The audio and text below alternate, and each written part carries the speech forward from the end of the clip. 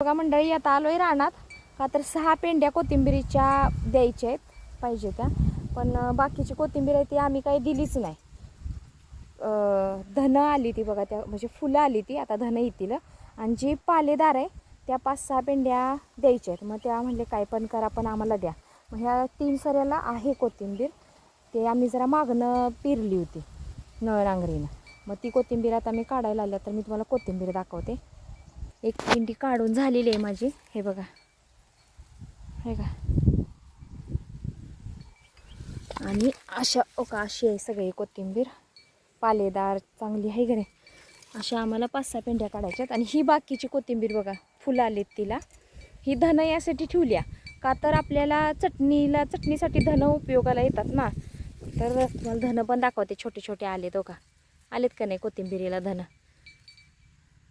बघा. तर अशी कोथिंबीर काढते.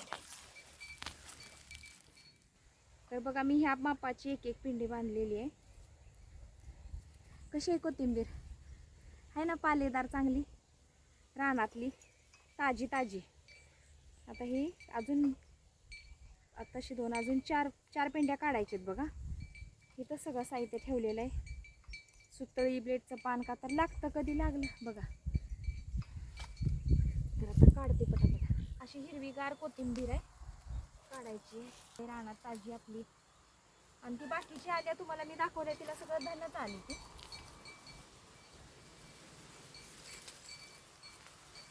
आता उन्हाळ्याची जास्त कोथिंबीर अशी व्यवस्थित येत नाही. आता तर पाक जसं ऊन वाढायला लागले तशी सगळी पिवळी पडायला लागल्या बघा. तर हा तर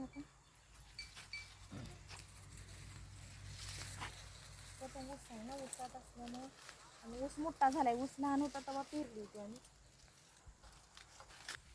अशी एवढ्यातच, मला तर एवढ्यातच एक जुडी होत्या तयार.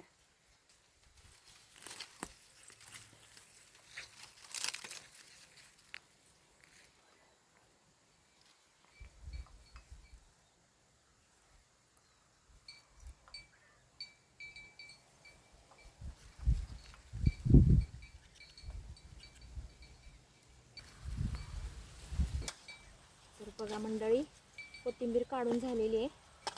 आता घमेलीत भरायची आणि जायचं घरी.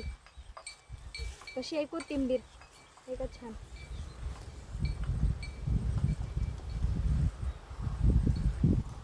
बघा आहे का भारी पैकी. चला